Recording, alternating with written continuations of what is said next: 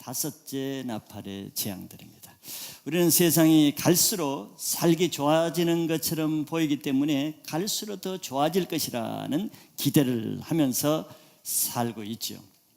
물론 갈수록 국민소득이 높아지고 보릿고개가 없어지고 신기술이 발달해서 스마트폰이 나오고 아이패드가 나오고 편리해지는 것은 사실입니다. 먹고 사는 것이 좋아지는 것은 사실입니다. 또 세상에 누릴 것이 너무 많은 것도 사실이죠. 그러나 그것은 한 면일 뿐, 내가 누리고 좋고 받아들이고 내가 편리한 것 이면에는 또 다른 그에게 부수적으로 돌아오는 좋지 않은 것도 있다는 것은 우리는 잘 모르죠. 즉 우리는 육신이 편하고 좋을수록 우리의 영혼은 더 피폐해져 간다는 것도 알아야 되는 것이죠. 육신의 편리함과 반비례적으로 갈수록 현대인들은 그 영혼이 피폐해져서 예전에 보지 못하는 현상들이 많이 나타나죠.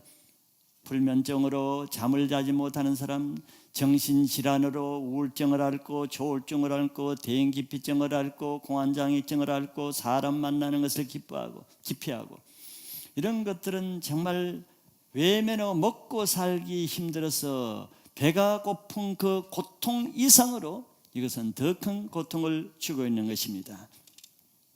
양식 밖에 강이나 바다에 있는 고기들은 하루 종일 먹을 것을 찾아서 이리 가고 저리 가고 해서 하루 종일 먹을 것을 헤매면서 삽니다. 그러나 양어장에 갇혀 있는 고기는 먹을 걱정을 하지 않아도 됩니다.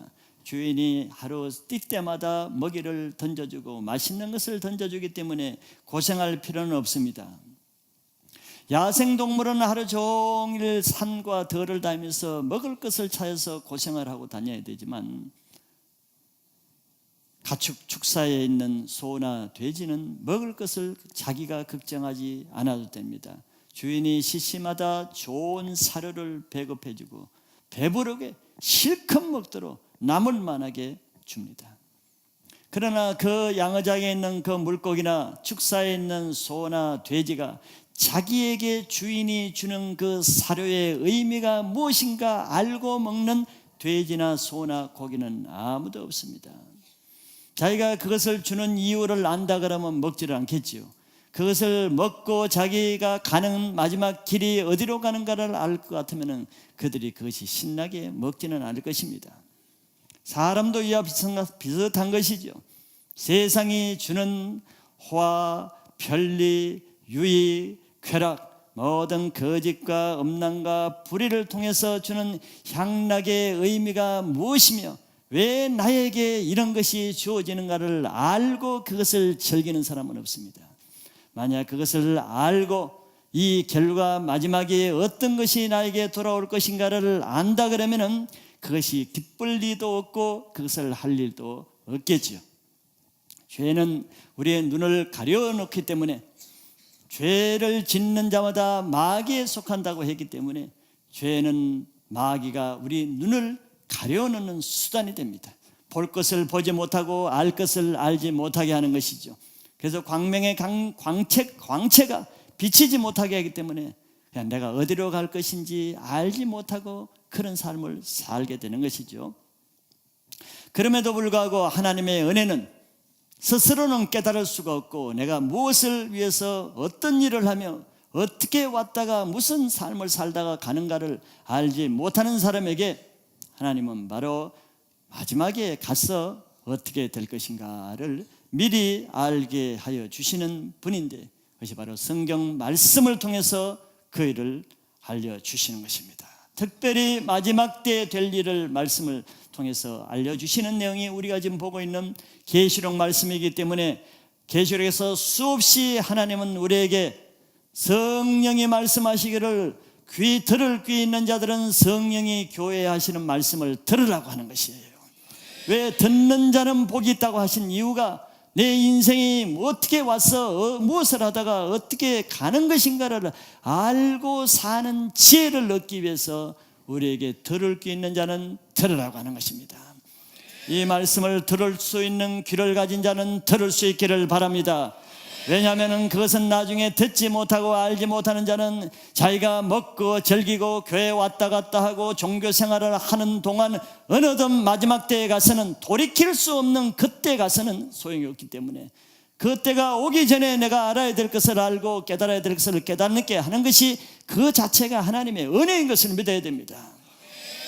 언제까지 우리가 잠자는 자로 종교 생활하며 교회 왔다 갔다 종교의 놀이를 하면서 이 세상 살다가 그 마지막이 어떻게 될 것인가를 이미 예수님이 바리새인들이 그 휘황찬란한 종교 생활을 하다가 대제사장과 서기관과 장로들의 그 결말이 어떻게 되는 것인가를 이미 보여주신 것이에요. 그걸 보고서도 성경에 그렇게 써있다는 복음서를 보고서도 얼마나 많은 종교인들이 그것을 보면서도 깨닫지 못하고 답습하고 그 전철을 밟고 그대로 종교 생활하는 사람이 얼마나 많습니까? 눈이 있어도 보지 못하고 귀가 있어도 듣지 못하기 때문에 그런 일을 하는 것이죠. 그렇기 때문에 오늘 말씀은 바로 귀 있는 자는 성령이 교회하시는 말씀을 들을 자는 들으시길 바랍니다. 듣는 자는 죽은 자 가운데 영이 살아나는 역사가 있는 거예요. 종교인보다 더 불쌍한 자는 없는 것입니다. 차라리 세리와 강도가 더 복 있는 것은 그들은 그동안에 죄를 지었지만 들을 수 있는 기회에 와서 말씀을 듣고 예수님에서 인생이 변화되기 때문에 그런 것이에요. 그러나 아무리 예수님의 말씀을 그가 닳도록 얘기해줘도 들을 기가 없는 사람은 그대로 살다가 죽는 것입니다. 그러나 마지막 때 여러분들 계시의 말씀이 어렵다고 생각하는 것이 아니고 내가 들어야 될 말씀이기 때문에 안 들리는 말씀은 어려운 것이에요. 영어를 못하는 사람에게 영어는 어려운 것입니다. 그러나 미국 사람에게는 영어가 어려운 게 아니에요. 들을 게 있는 자들은 하나님의 말씀을 들을게 하실 때 들을 수 있는 기회를 놓치지 않으시기 바랍니다.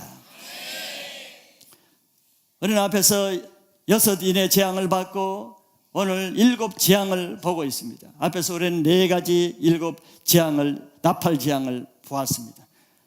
앞에 우리가 본 7 나팔 재앙 중에서 4 나팔을 보았죠. 4 나팔 재앙의 특징이 있습니다. 그 특징은 자연계를 징계하고 심판하는 내용이었죠.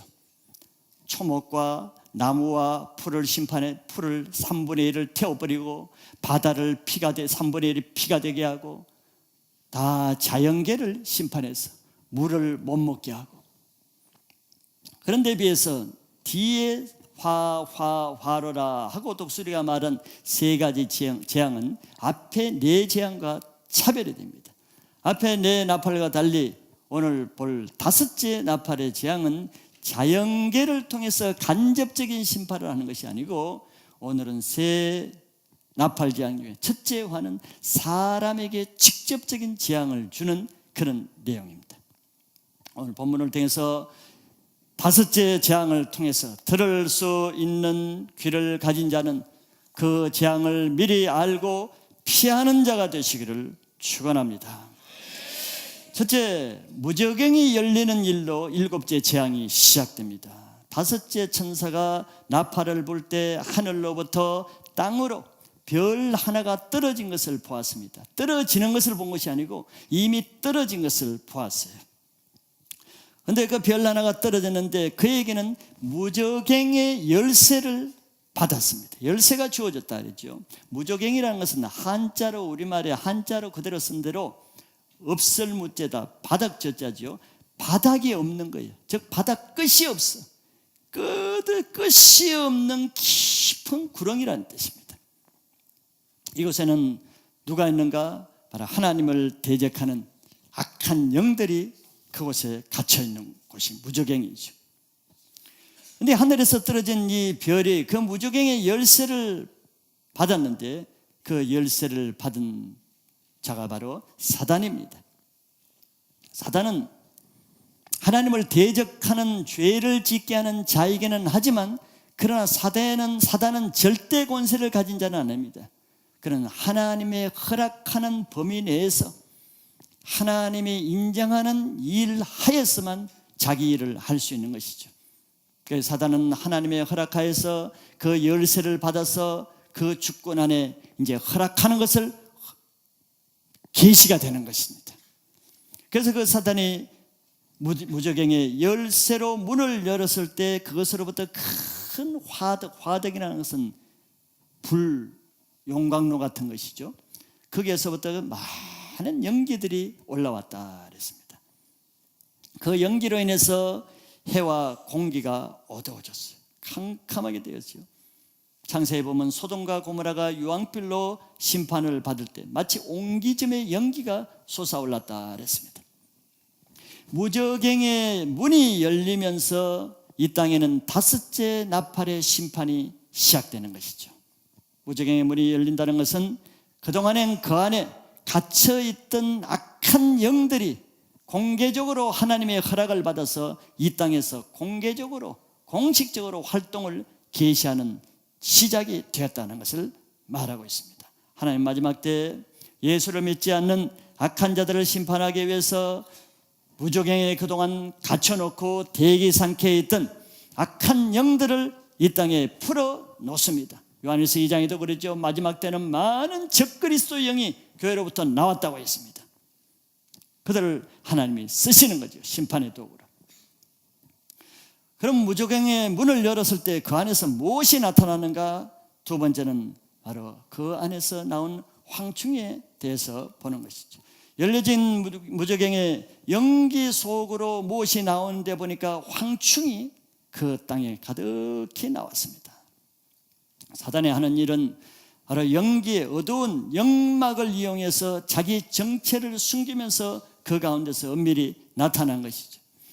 그런 그 황충이 가지고 있는 무기를 가지고 있었는데 그 무기가 뭐냐? 구약에서는 하나님이 이스라엘 백성들이 하나님께 범죄하고 우상을 섬길 때 징계를 하죠. 심판을 합니다. 그 심판을 하는 도구로 쓰인 것 중에 하나가 황충입니다. 황충이 한번 때가 지나가면은 모든 농작물 초목이 초토화되는 것이죠. 황폐화되어 버립니다. 무저갱에서 올라온 그 황충은 보니까 무엇을 가졌느냐 하면은 이 땅에서 전갈의 권세 같은 권세를 받았다 했어요. 전갈의 권세. 전갈은 사람을 쏘는 독을 가진 동물이죠. 몸은 적지만서도 그 꼬리에 무서운 독이 있습니다.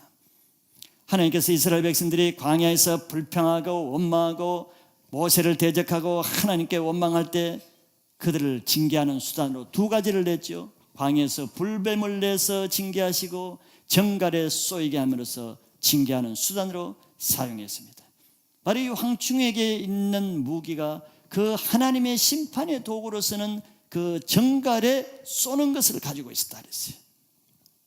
마지막 때 이 땅에 나타나는 이 황충은 사단이 부리는 악한 군대입니다. 이 군대는 정갈의 똑같은 무서운 무기로 사람을 괴롭히는 일을 하기 위해서 하나님 무저갱에서 끄집어 내는 것이죠. 그러면 두 번째로 그 황충이 공격하는 대상이 무엇인가 하는 것이죠. 원래 황충은 채소나 농작물이나 초목을 갉아 먹음으로써 심판을 하는 그런 동물입니다. 그런데 여기서 하나님은 뭐라고 하시냐면은 그 황충들로 인해서 이 황충들에게 명령하되 이 절대 이 땅에 와서 네가 하되 결코 땅에 푸른 것이나 각종 수목은 건드리지 말라. 수목과 풀들은 해하지 말라고 명령했습니다. 원래 황충은 풀과 수목을 해하는 동물인데 이것을 해하지 말라는 것은 이 황충이 단순히 하나의 메뚜기의 하나의 그 동물이 아니라는 것을 암시하는 것이죠. 오직 네가 할 일은 그런 일을 하는 것이 아니고 이 땅에 남아있는 사람들을 네가 괴롭게 하는데 모든 사람이 아니고 이 땅에 그때까지 남아있으면서 아직까지 이마에 하나님의 인침을 받지 않는 그런 사람들만 네가 괴롭혀라 그랬습니다. 대상자를 분명히 지정해 줬어요. 사람은 자유의지를 가지고 살게 돼 있죠. 자기 마음대로 살 수 있게 하셨습니다. 하나님이. 그래서 하나님이 이 땅에 그러나 이 땅에 우리 앞에는 두 가지 살 수 있는 선택권을 놓아두신 거예요. 그것이 에덴 동산에서도 각종 나무의 실과를 따먹을 수 있는 하나의 길과 그러나 동산 중앙에서 결코 따먹지 말아야 될 실과를 뒀죠. 두 가지 길입니다. 하나는 예수님 말씀대로 살고 하나님께 속한 영생에 가는 길과 하나님이 하지 말라고 하면 안 되는 죄를 지으면서 사단에게 속한 두 가지의 길을 우리는 선택할 자유가 있습니다. 하나님은 선악과를 따먹을 때 우리에게 따먹지 말라고는 말씀하시지만 따먹는 사람에게 몽둥이로 팔목을 쳐서까지 말리진 않습니다. 그 결과를 가지고 논하는 것이죠. 나중에 계산을 할 뿐이지, 따먹은 사람과. 그래서 예수님 미리 우리에게 두 가지의 길을 얘기했습니다. 길이 어떤 것이냐를 알려주시고 선택은 너희들이 하라 그랬어요. 그것이 바로 마태복음 7장에 나온 대로 한 길은 좁은 문으로 되어 있는 좁은 길이 있고 또 한 길은 너희들이 갈 수 있는 길이 넓은 문으로 된 넓은 길이 있다. 좁은 문은 문이 좁기 때문에 찾는 사람도 없다. 문이 초라하고 좁기 때문에 들어가기도 힘들다. 들어가기만 힘들 것이 아니라 들어갔어도 그 문에 들어간 이후에 길도 좁다. 가기가 험난하다. 쉽지 않다. 그 길을 가는 사람은 누구든지 자기를 부인하고 자기 십자가를 지지 않은 사람은 가기가 어렵다. 그러나 그 끝에는 영생, 생명이 있다고 말씀을 해주십니다. 강제로 그 좁은 문으로 몰아쳐넣지는 않습니다. 알라고 가르쳐 주시는 것이죠. 그리고 또 하나는 너희 앞에는 넓은 문이 있다. 문이 크고 화려하니까 들어가기도 쉽고 찾기도 쉽고 보기에도 아름답다. 그리고 더 중요한 것은 많은 사람들이 글로 몰려간다. 좁은 문에는 가는 사람도 없고 외면당하지만 그래서 글로 가는 너는 손가락질을 당하고 이상하게 볼 거예요. 아무도 안 찾는데 왜 그 초라한 문을 가느냐. 그러나 넓은 문으로 갈 땐 사람의 손가락질을 받지 않는다. 왜? 모든 사람이 그 길을 가고 문도 크고 좁기 때문에. 그리고 들어가서도 문이 크기 때문에 길도 넓다. 가기도 편하고 가기도 좋고 같이 가는 사람도 많고 심심하지도 않고 외롭지도 않다. 편하다. 그러나 그 끝은 멸망이다. 가르쳐주기만 합니다. 그 문 앞에서 예수의 문지기로 해서 들어가는 사람마다 못 들어가게 쫓아내지 않습니다. 선택이에요. 교회 나오고 싶으면 나오고 자기 의지입니다. 교회 와서 졸고 싶으면 졸고 형식적으로 종교생활 하고 싶으면 하고 싶고 지 마음대로 하고 싶으면 말리지 않습니다. 그러나 두 길은 주시는 거죠. 이런 길이 있다는 것은 알게 하십니다. 교회도 성도들에게 강제적으로 이렇게 하라 저렇게 하라 하지 않습니다. 선택입니다. 그런데 하나님을 따르기 위해서 죄의 유혹을 끝까지 거부하고 좁은 길을 가기 위해서 남들에게 비난을 받으면서 자기 부인을 하면서 하나님 말씀대로 지키기 위해서 많은 희생과 많은 고난과 많은 피해를 받으면서까지 끝까지 따르는 사람에게는 하나님이 앞에서 봤듯이 그 이마에 너는 내 자녀다. 너는 내게 속한 내 백성이다. 그런 뜻으로 이마에 하나님과 어린 양의 이름으로 인을 쳐주십니다. 그것이 바로 그 사람이 하나님께 속한 백성이라는 증표지요. 그리고 반대로 또 하나는 하나님과 어린 양 대신 예수님을 믿지 않고 종교적으로 살고 형식적으로 살고 세상 죄를 따라 사는 사람에게는 사단이 또 그 사람을 잡습니다. 너는 과연 내 충성스러운 내 자녀요, 내게 속한 내 백성이다. 사단이 그런 사람들에게는 오른손과 이마에 바로 짐승의 표를 준다 그랬습니다. 그것이 하나님을 거부하고 사는 사단에게 속한 자라는 표시입니다. 우리는 그것을 알지 못하지만 영이신 하나님도 알고 사단도 압니다. 저자가 누구 자식인지 잘 압니다. 사단도 저자는 하나님의 자식인지 내 자식인지 압니다. 그래서 마지막 때에는 이 황충 사단의 군대가 왔을 때 하나님은 지시를 하는 거예요. 모든 사람을 다 괴롭게 하지 말라. 사람을 봐서 네가 이마를 봐서 이마에 하나님의 인이 없는 사람만 골라서 네가 괴롭혀라 하는 거예요. 심판을 하라는 것입니다. 하나님은 말씀을 주시고 나중에 계산을 할 뿐입니다. 각 사람의 행한 대로 계산을 할 뿐이지 계산하기 전에 강제적으로 하지 않는 거예요. 그렇기 때문에 은혜 받을 만한 때 은혜 받아야 되고 말씀에 들려질 때 말씀대로 살아야 되고 하나님을 섬길 수 있을 때 섬겨야 되는 이유가 바로 그 때가 지나가면은 하고 싶어도 못할 때가 오는 거예요. 하나님을 섬길 때가 없어질 때가 있고 은혜의 때가 없어질 때가 있고 하나님을 믿을 만한 은혜도 없어질 때가 있기 때문에 고린도서 6장 1절 2절에는 보라 은혜 받을 만할 때 은혜 받으시라고 하는 거예요. 새롭게 할 수 있을 때 새롭게 하셔야 됩니다. 이들은 어떤 자들입니까? 5번째 나팔 재앙이 있을 때까지 이마에 인을 맞지 않은 사람이 어떤 사람입니까? 앞에 6 인을 뗄 때까지 온갖 어려움, 세상 천지가 교통당하는 것을 다 경험한 사람들입니다. 앞에 4 나팔 재앙을 다 경험한 사람들이에요. 그것을 보면서도 끝까지, 이때까지 남아있으면서도 하나님을 안 믿을 정도 같으면 얼마나 마음이 완악하고 강팍하고 완고하고 고집스러운 사람입니까? 교회를 1년 52주 말씀을 그렇게 받으면서도 변화되지 않는 사람은 얼마나 강한 사람입니까? 5째 나팔 재앙에 올 때까지 끌고 온 이 사람들은 보통 강팍한 사람들이 아니죠.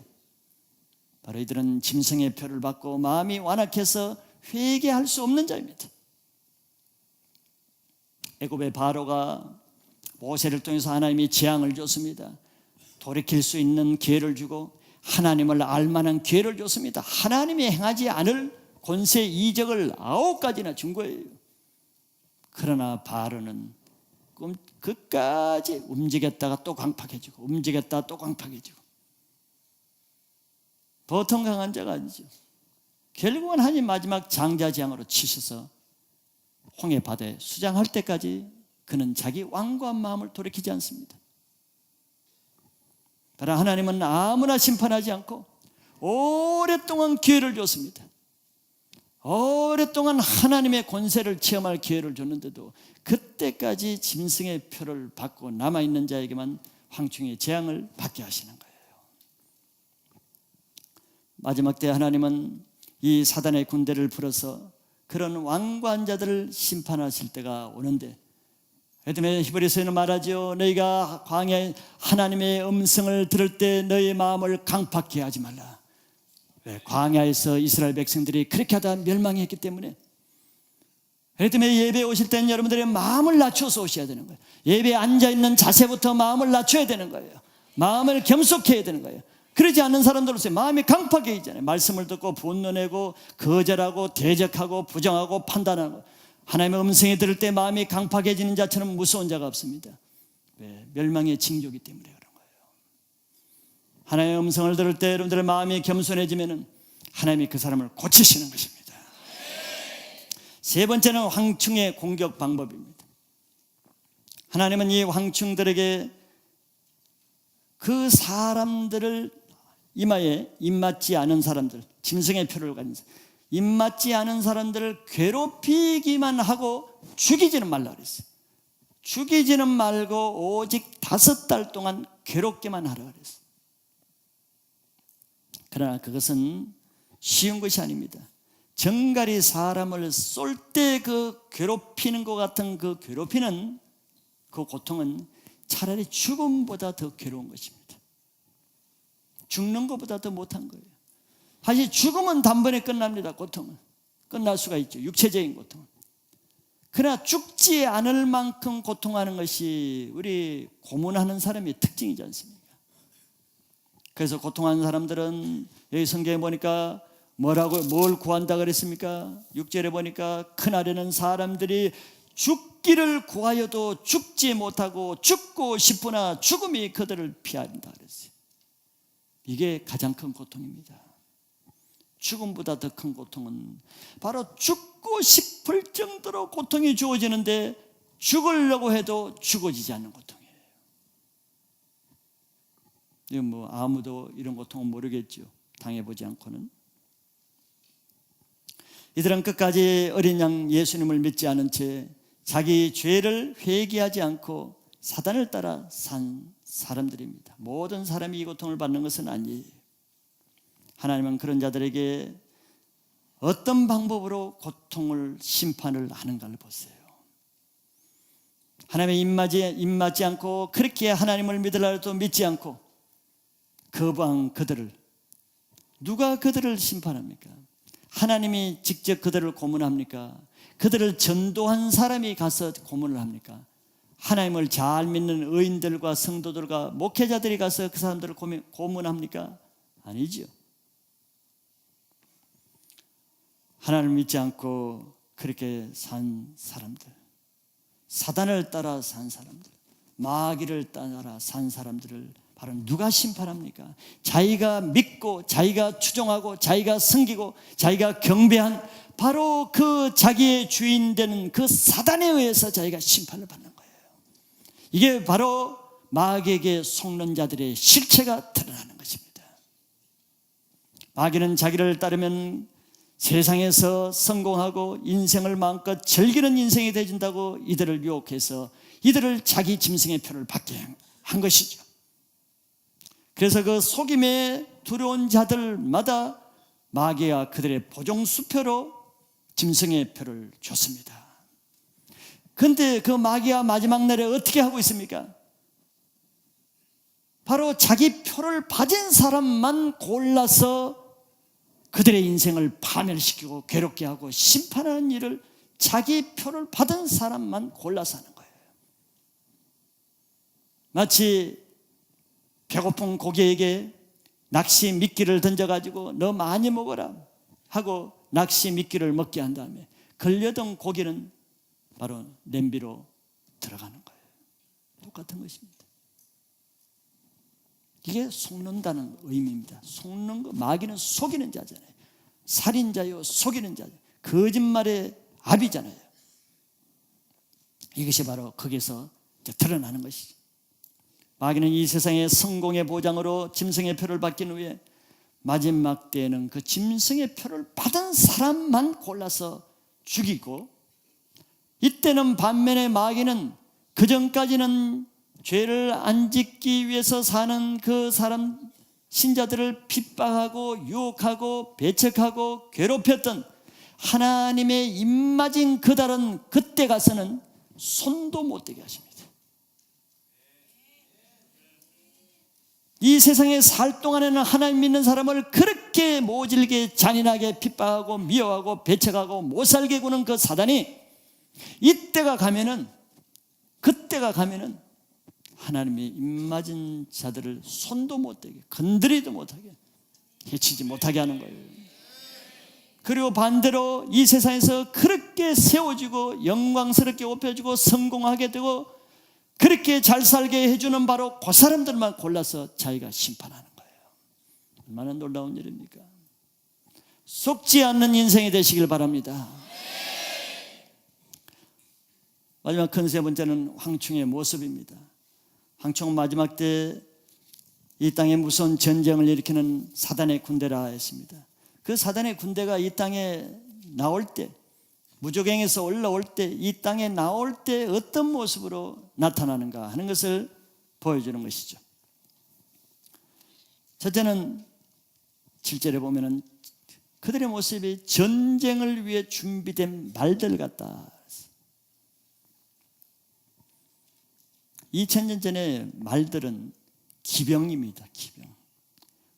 오늘날 말하면 탱크와 같은 것이죠. 전차와 같은 것입니다.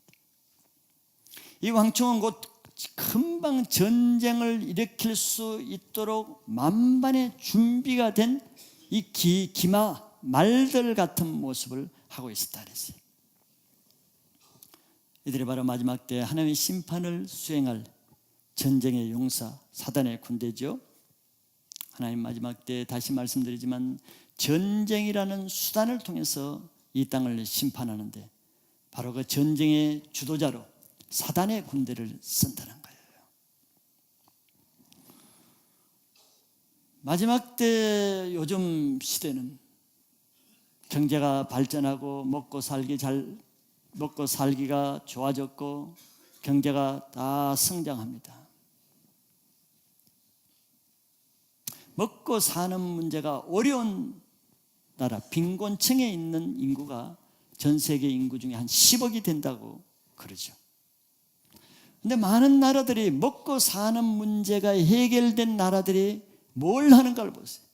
먹고 사는 문제가 없는 그 나라들이 그 돈을 가지고 나머지 10억에 굶어 죽는 사람들을 위해서 쓰는 것이 아니고 무엇을 위해서 쓰는가 보세요. 각 나라들마다 그 남는 돈을 가지고 하는 것은 군비 경쟁입니다. 무기를 개발하고 무기를 구입하고 무기를 만드는데 군비에 많은 경제력을 투자합니다.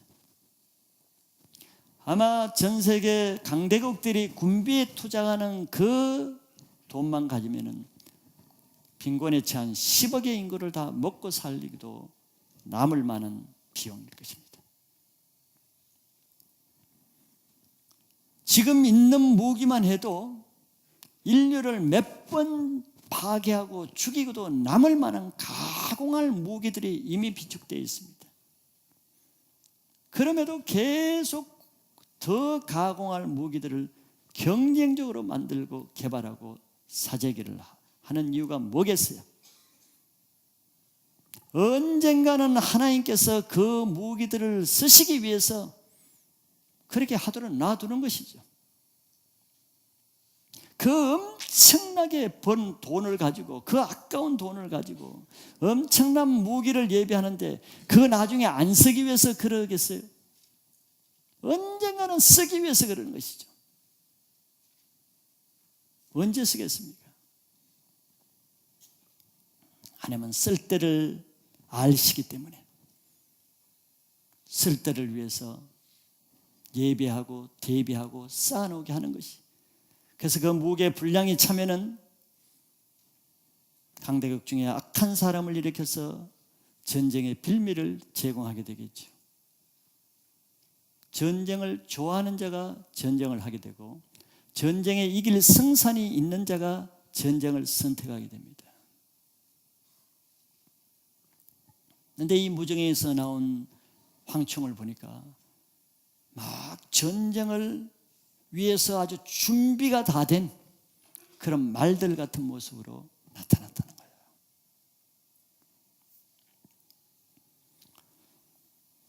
깨달을 자는 깨닫고 들을 수 있는 귀를 가진 자는 시대를 분별하면서 깨달을 수 있기를 바랍니다. 두 번째, 이 황충의 모습은 금관 같은 것을 쓴 머리를 가지고 있었죠. 그 군대들은 금관, 금면류관처럼 보이는 것을 머리에 쓰고 있었지만 여기 앞으로 쭉 나오는 단어에 공통적으로 나오는 단어가 같다는 말입니다. 비슷하다는 말이에요. 것이라는 것이 아니고 같다는 말이 반복되는 겁니다. 여기도 금 같다고 했지 금이라고 말하지 않았습니다. 금 같다는 것은 진짜 금관이 아니라 사람을 속이기 위해서 금처럼 보이는 가짜 금관을 쓰고 있다는 것이죠. 그것은 사단이 사람을 미혹하기 위해서 쓰고 있는 것이죠. 그 면류관은 금면류관은 승리를 의미하죠. 승리, 권세를 상징하고 영광을 상징합니다. 사단의 군대는 사람들이 보기에는 금관 같은 걸 쓰고 승리한 자로 영광스러운 자리를 차지하면서 그런 모습을 가장하고 나타난다는 것이죠. 사단은 이 세상에서 악하고 불의하고 거짓된 방법으로 사는 사람에게, 이 세상에서 정직하고 말씀대로 순종하면서 거룩하게 사는 사람보다는 그 사람에게 더 세상 권세와 능력을 주어서 성공이라는 타이틀, 이겼다는 금 면류관을 씌워주는 일을 하죠. 그러나 이 세상이 주는 그 부귀와 권세는 금같이 보이는 비슷한 위장된 면류관 뿐인 것이죠. 이 세상에서 불의한 방법으로 쟁취하는 모든 권력과 부와 지위, 성공 이면에는 악한 사단의 괴계가 숨어 있다는 것을 알아야 됩니다. 죄를 짓는 자는 마귀에 속했다는 말씀이 그것을 말하는 거예요. 또 빛은 어둠과 함께하지 못하고 하나님과 벨리알이 함께하시지 못한다는 말씀이 그걸 증명하는 것이죠. 그렇기 때문에 그런 불의한 방법으로 세상에 잘 살 수도 있고 일확천금을 누릴 수도 있고 높은 권세를 가질 수도 있고 학위를 받을 수도 있고 지혜를 얻을 수도 있죠. 그러나 그 성공의 힘이 이 세상의 악의 세력의 도움을 받아서 되는 것은 그 악한 자에게 속았다는 증거입니다. 이 세상은 권력과 돈이 따르는 그 이면에는 항상 사단의 검은 손이 작용하지 않는 것이 없습니다. 무서운 검은 손들이 꼭 마피아에만 있는 것이 아닙니다. 사단은 돈과 이 세상 권세와 음란의 세력에는 뒤에다 사단이 잡고 있으니까 항상 그것이 문제가 되는 이유가 되는 것이죠. 그래서 이 세상에 성공하기 위해서는 세상을 잡고 있는 임금인 사단에 다스리는 이 세상에서 성공하고 승진하고 권력을 잡고 잘되기 위해서는 뇌물이 필요하고 상납이 필요하고 세상에 출세하기 위해서는 거짓말도 해야 되고 남을 속이기도 해야 되고 세상적인 악한 방법으로 해야만 통하는 것이 이 세상이죠. 그래야만 출세가 되고 그래야만 성공하는 것이 이 세상이죠. 그것은 바로 이 세상을 악한 사단이 다스리고 있기 때문에 그렇습니다. 그렇기 때문에 이 사단이 다스리는 세상에서는 수단 방법을 가리지 않고 부정한 짓과 거짓한 방법과 악한 방법으로 살아야 그 금멸류관 같은 것을 받게 됩니다. 썩어질 것이지만 그것을 받게 돼요. 사람에게 수단 좋다, 능력 있다, 지혜 있다, 처세술에 능하다는 소리를 듣는 그 면류관을 받게 됩니다. 그렇기 때문에 이 세상에서 현재 나의 성공이 내가 가지고 있는 내 지위, 내가 가지고 있는 내 명예, 내가 가지고 있는 내 부, 내가 가지고 있는 내 학위가 어떤 힘에 의해서 내가 지금 쟁취하고 가지고 소유하고 있는가를 보면은 그 사람이 누구에게 속한 자인가를 알 수 있는 거예요. 내 성공이 부정한 짓과 거짓으로 되었다면은 나는 그것을 얻기 위해서 짐승의 표를 받지 않으면 안 됩니다. 짐승의 표를 받는 대가로 그것을 사는 것이죠. 그것이 바로 금과 같은 면류관입니다. 짐승의 표를 주고 높은 권세를 사고 일확천금의 재물을 사고 명예를 사고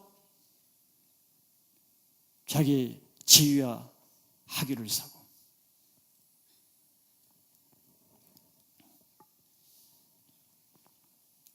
가룟 유다는 그런 방법으로라도 자기 세상에 자기 원하는 것을 취하려고 한 것이죠.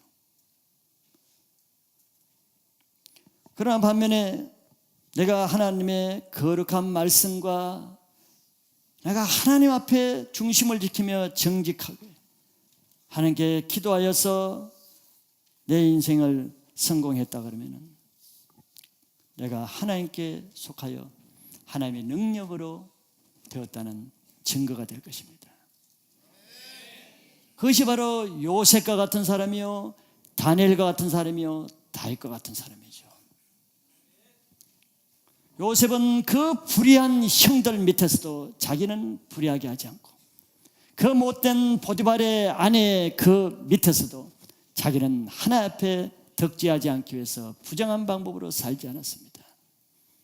감옥에 갈지언정 내가 새 보디발의 처가 제시하는 짐승의 표를 받아가면서까지 먹고 살기를 원치 않고 차라리 그는 짐승의 표를 받지 않기 위해서 감옥에 가는 것을 택했는데도 하나님이 그를 총리로 높여주신 거예요.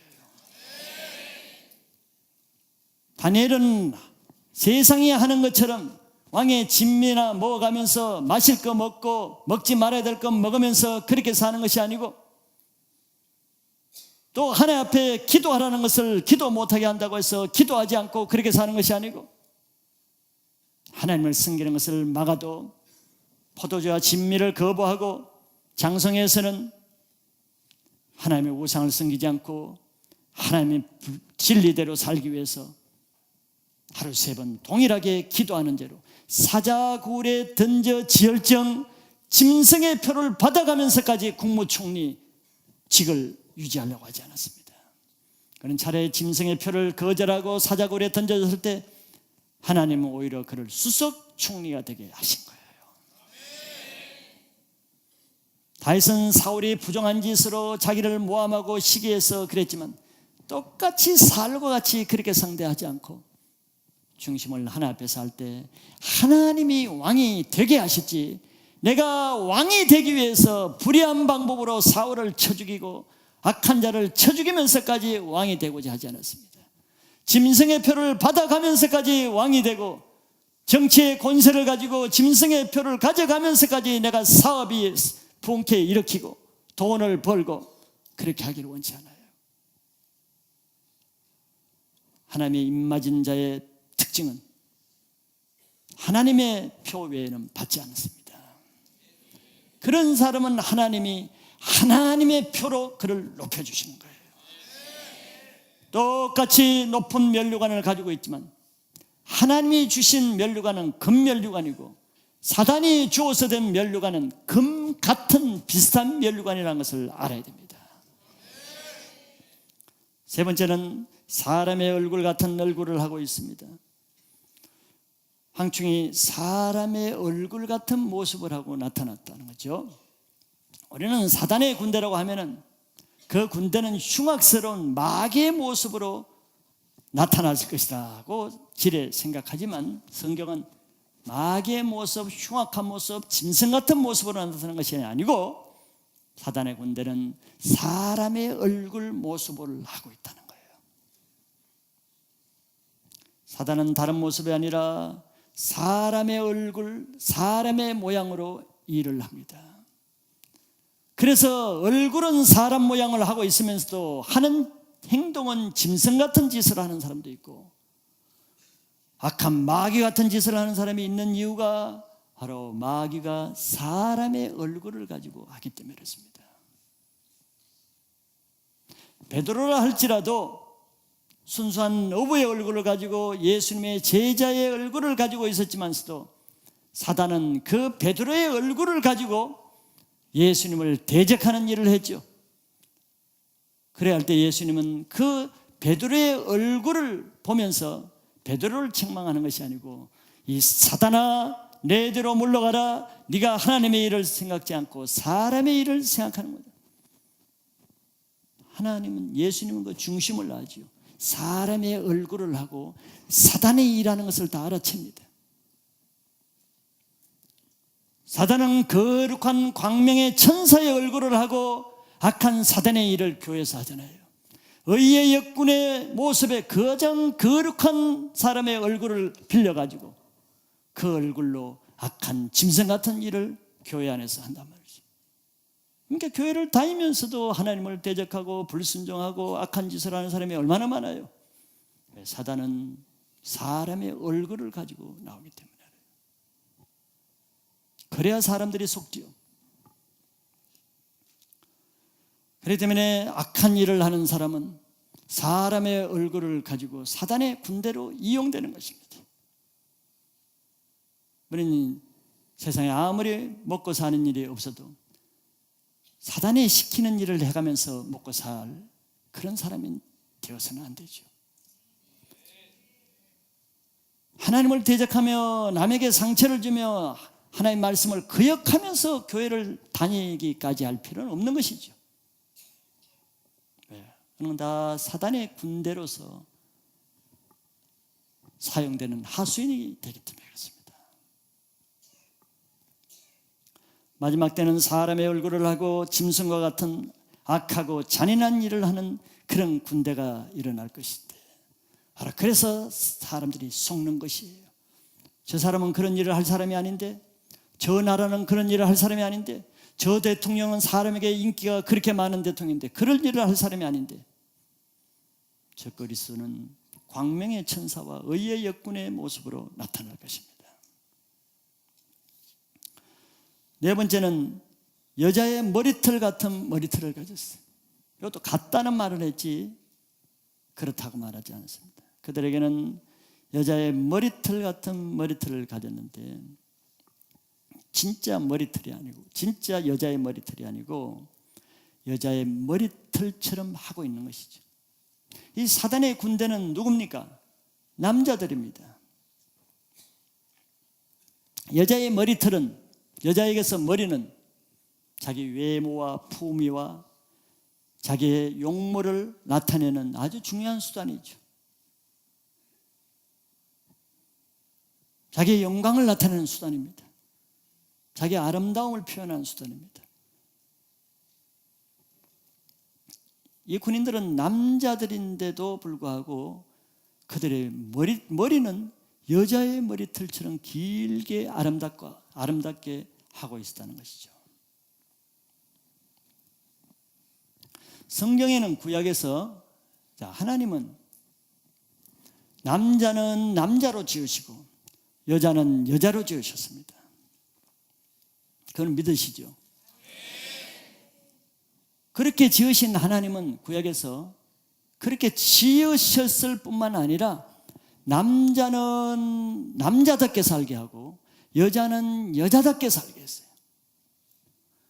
그 성경에서는 남자는 남자처럼 머리를 짧게 깎고 옷도 남자들이 입는 옷만 입게 했고 행동도 남자처럼 행동하게 했습니다. 늘 성경에 솔로몬에게 얘기해도 너는 대장부처럼 남자처럼 행해라. 넌 남자처럼 강하라. 남자에게는 늘 남자처럼 행동하라 그런 거예요. 하나님이 남자로 지으실 때는 그가 남자처럼 행동하도록 남자로 지은 것입니다. 그리고 마찬가지로 여자도 마찬가지입니다. 하나님이 여자를 여자로 지은 것은 여자답게 살게 하기 위해서 여자로 지은 거예요. 그래서 성경에 여자는 머리를 짧게 깎지 말고 여자는 머리를 길게 하고 여자는 여자의 옷을 입고 여자가 하는 일을 하고 여자처럼 아담하고 단정히 행동하고 여자처럼 살라고 수없이 강조하고 있습니다. 즉 서로 섞어 살지 말라는 거예요. 남자가 여자처럼 살고 여자가 남자처럼 살고 남자가 여자처럼 행하고 여자가 남자처럼 행하고 이렇게 하지 말라는 거예요. 그건 가증한 것입니다. 하나님의 창조 질서를 어그러뜨리는 가증한 모습이에요. 남자가 남자처럼 되기를 버리고 여자처럼 하고 다니고 여자가 여자처럼 되는 것이 싫어해서 남자처럼 하고 다니는 것은 하나님의 창조 질서를 거역하는 죄라는 것을 알아야 됩니다. 그런데 여기 군대는 남자들이 여자의 머리털 같은 여자처럼 머리를 길게 하고 있었다는 것이죠. 마지막 시대에는 사단이 하는 일은 뒤에 보겠지만 하나님의 창조 질서를 파괴하는 일을 하는데 바로 이런 질서입니다. 요즘 시대는 군대 안에서도 동성애를 허용해달라고 합니다. 군대 안에서도 사단은 동성애 세력을 주입해서 바로 남자가 남자답게 사는 것을 싫어하고 여자가 여자답게 사는 것을 싫어하고 남자 일과 여자 일이 구분이 없어집니다. 남자가 입는 옷과 여자가 입는 옷이 구분이 없어지죠. 성경에는 분명히 구분하라 그랬습니다. 남자가 입는 옷을 여자가 못 입게 합니다. 옷도 서로 혼합직물을 못하게 해요. 하나님은 콩을 심는 데다가 그 사이에 팥도 못 심게 합니다. 하나님은 콩은 콩으로 만들었지 팥을 섞어 하지 말라고 그러죠. 이게 하나님의 창조 질서입니다. 바로 이 하나님의 질서를 거스리는 모습이 바로 사단의 모습인데 바로 사단이 마지막 때 모집한 이 사단의 군대는 그 군대에 소속한 사람들의 모습이 하나님의 창조 질서를 어기면서 사는 사람들은 다 그 사단의 군대에 포함되어 사용될 것이라는 거죠. 다섯 번째는 사자의 이빨 같은 이빨을 가졌다 그랬습니다. 그 왕충의 이빨은 사자의 이빨 같다고 했는데 짐승에게서 싸우는데 최고의 무기는 이빨이죠. 이빨입니다. 그런데 짐승의 이빨 중에 가장 강한 이빨은 사자의 이빨입니다. 사자의 이빨을 당할 이빨은 없습니다. 이것은 사단의 군대는 마지막 때 나타날 때 그 군대를 당할 군대가 없어요. 강력한 무기를 가지고 있기 때문에 다른 군대가 당할 수가 없어. 만약에 그 사단의 군대가 다른 군대가 이기게 되면은 이긴다는 것은 무엇을 의미하겠어요? 그건 하나님의 심판을 누가 막을 수 있는 사람이 있다는 얘기가 되죠. 그러나 마지막 때에는 하나님이 쓰는 이 사단의 군대를 이길 자가 없게 합니다. 사자의 이빨 같아서. 하나님의 심판은 아무도 막을 수가 없죠.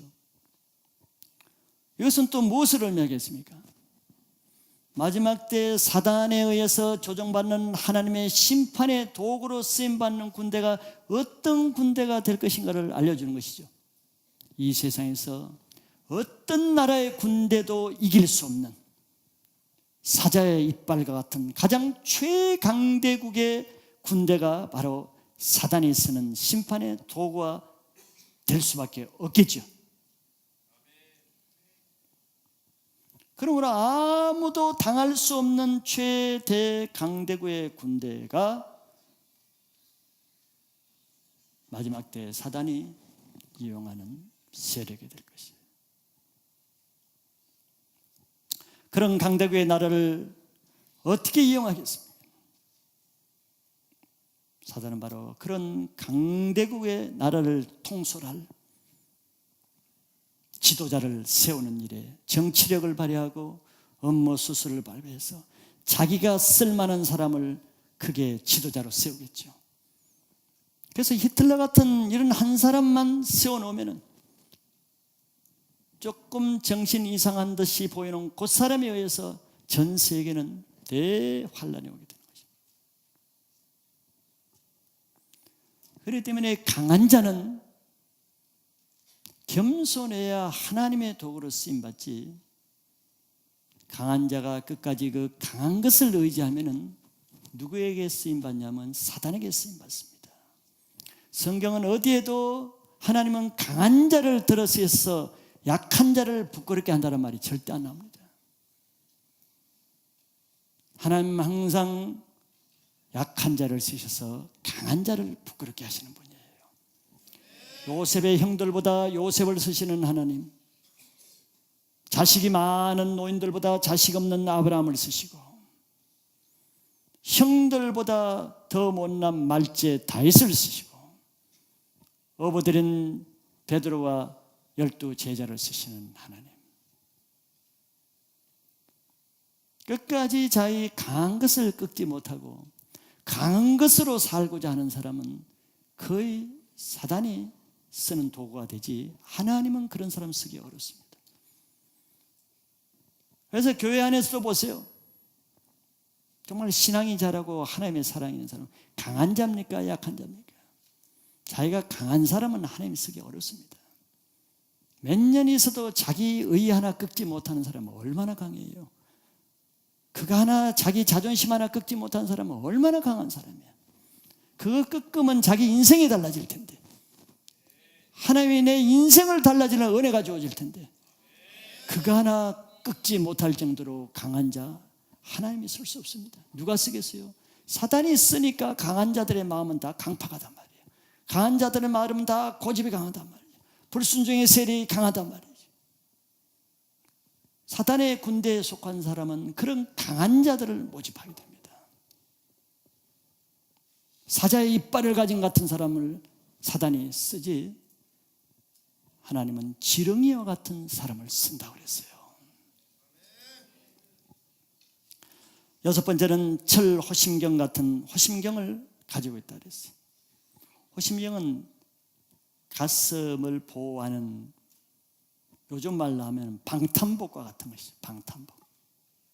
철로 만든 이 호심경. 옛날에 주 공격은 화살이니까 화살을 아무리 쏴도 호심경을 찬 사람은 피해를 받지 않습니다. 화살에 뚫지 못하니까. 방탄복을 입은 사람은 권총을 쏴도 문제가 없죠. 이들은 어떤 공격을 해도 다 막아내는 막강하게 무장된 군대입니다.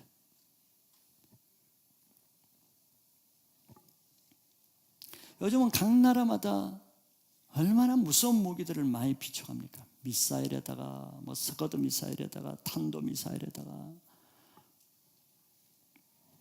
강대국은 다 무서운 무기를 비춰가죠.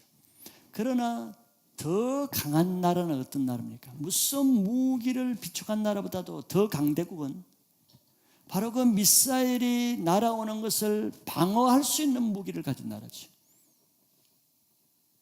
대포동 미사일을 아무리 쏴도 여기서 그것을 떨어뜨리는 반대 미사일을 통해서 공중에서 무력화시켜버려요. 불발탄이 되게 해버립니다. 지금 그런 방어 시스템이 되어 있잖아요. 이지스함 같은 거는 그 자체 내에서 어떤 미사일이 와도 방어할 수 있는 시스템이 되어 있습니다. 이게 철 심경같이 무장된 군대지요. 다른 군대의 공격을 받아도 공격을 받지 않는 이런 군대. 다른 군대가 공격해도 패배하지 않는 군대. 이 군대가 바로 무주경에서 나온 사단이 다스리는 군대입니다. 7번째는 말병과 같은 소리를 냈다 그랬죠. 황충들이 수십만 마리가 이동하면 그 소리가 어떻게 했어요? 날개짓하는 소리가 엄청나겠죠. 바로 그 소리가 전쟁터로 향해 달리는 말병거 소리와 같았던 거죠. 이는 위용을 말합니다. 위용이죠. 그 엄청난 말병거 소리를 들으면 적군들은 이미 전쟁하기 전에 그 기세에 눌리죠. 북한에서 나오는 방송 TV 매체를 가끔씩 보면은 이렇게 막 무기를 전시하고 군사 행렬 프레이드를 하잖아요. 막 다리를 쫙쫙쫙쫙 하면서 그거 왜 하겠습니까? 너 전쟁할 생각하지 말라. 우리 이런 힘을 가지고 있다는 것이죠. 즉 공격 행진을 통해서 나의 상대의 적군의 기세를 꺾는 것입니다.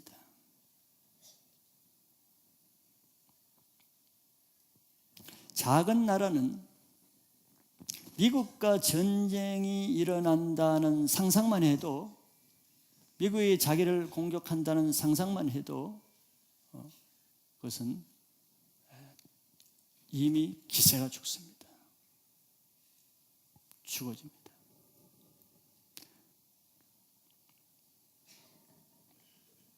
바로 마지막 때의 군대는 이렇게 무서운 군대라는 거예요. 그 군대가 어떻게 한다 그러면은 싸우기 전에 이미 기세가 죽는. 이 정도가 되니까 하나님이 심판의 도구로 쓰죠. 만약에 약하다 그러면은 하다가 딴 군대에서 져버렸다. 그럼 뭐가 되겠어요? 하나님의 말씀이 무산되고 하나님의 심판이 무산되고 하나님의 말씀은 1.1핵이라도 없어지지 않는데 그렇게 될 리는 없거든요. 그러니까 두려워할 자들은 누굽니까? 약한 자가 아니고 마지막 때는 이런 위용과 기세와 전력과 군비와 힘을 가진 군대일수록 굉장히 위험을 느껴야 될 때예요. 그들이 좋은 일에 쓰이는 것이 아니고 악한 일에 쓰임 받을 가능성이 다분하기 때문에 그렇습니다. 그리고 그런 날의 지도자가 누가 세워지느냐는 굉장히 중요한 것이죠. 사단은 이 세상 권세를 잡고 있기 때문에 모든 정치의 뒷면을 보세요. 얼마나 거짓과 흑색선진과 모함과, 사단이 이 세상 권세를 가지는 데는 사단의 방법을 하는 거예요.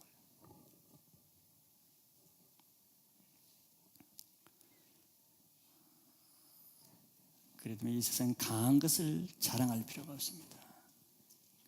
세상적인 강한 자는 좋게 쓰이는 방법이 많지가 않아요. 하나님은 약한 자를 들으셔서 강하게 쓰실 뿐이지 강한 사람을 강하게 잘 쓰시지 않습니다. 그러면 자기 영광이 드러나기 때문에 하나님은 자기의 보배를 질그릇에 넣는 분이지 금그릇의 단물이 아닌 것이에요. 여덟 번째는 정갈과 같은 꼬리와 쏘는 살이 있었다 그랬습니다. 그 황충은 정갈과 같은 꼬리와 쏘는 살을 가지고 있었는데, 이것은 악한 사단의 군대는 무서운 독침으로 사람을 쏘는 공격력을 가지고 있습니다. 사단의 군대는 정갈과 같은 이 무서운 독으로 5달 동안 하나님의 입맞지 않는 이런 불신자들을 해하는 권세를 발휘하고 있어요. 그 기한은 지옥 같은 기한이 되겠죠.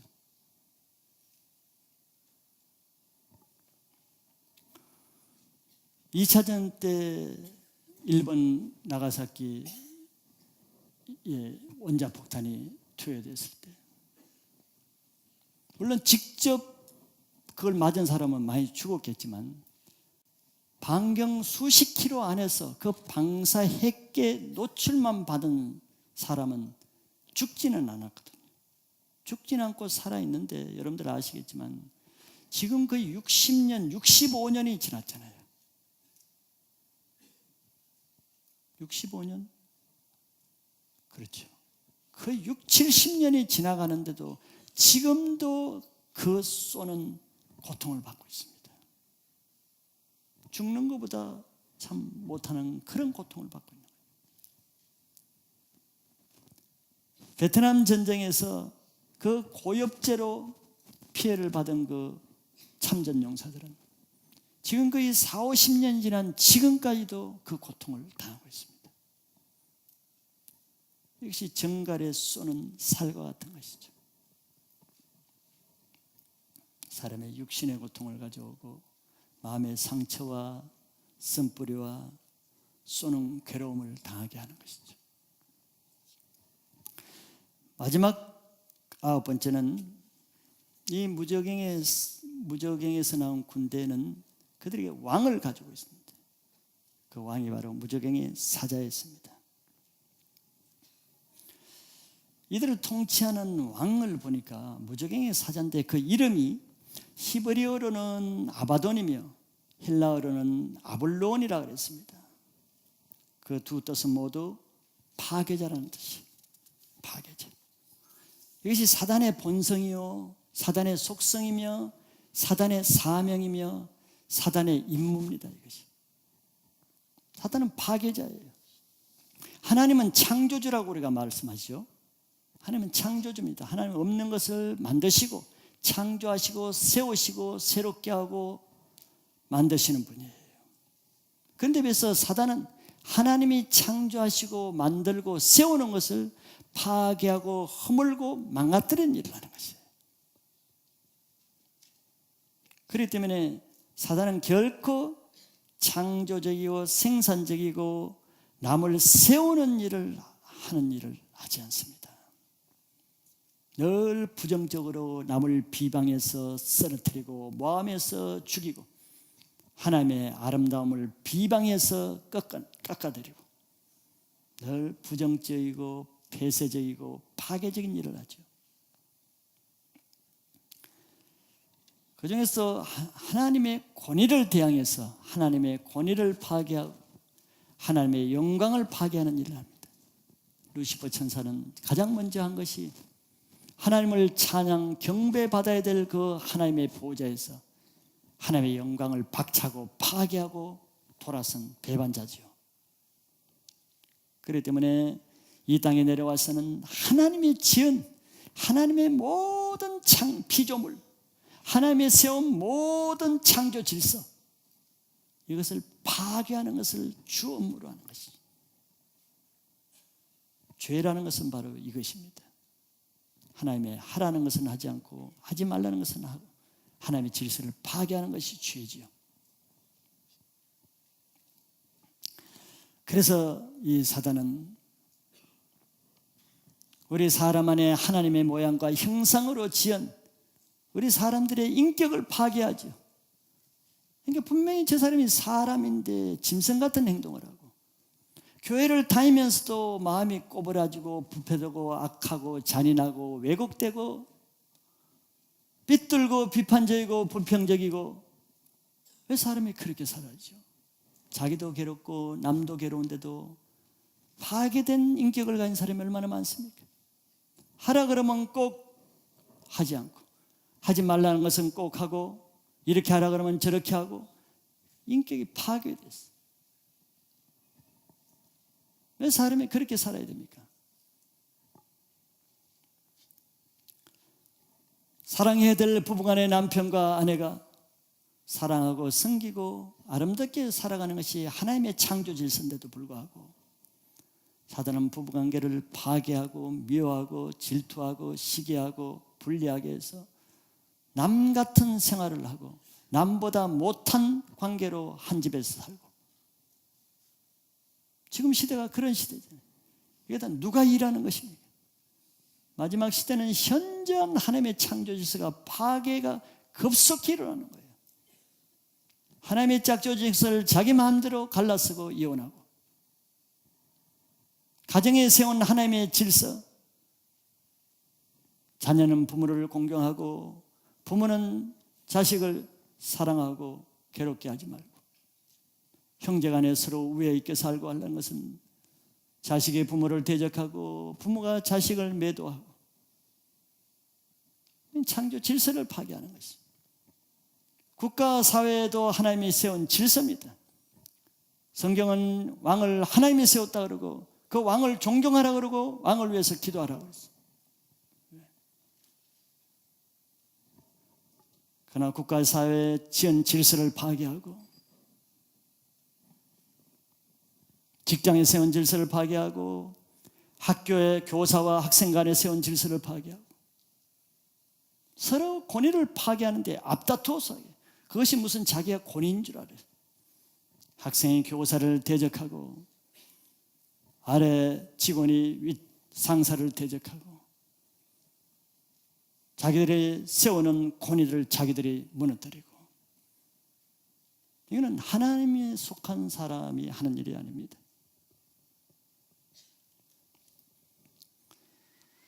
사단은 마지막 시대가 될수록 이 사회의 상식적인 질서를 파괴해서 사람들이 혼란케 만듭니다. 과연 이게 맞는 것인지, 이게 옳은 것인지, 저렇게 해야 되는 게 맞는 것인지, 성경 말씀이 아니고는 이 시대가 어떻게 돌아가는지를 분별하기가 쉽지 않은 시대죠.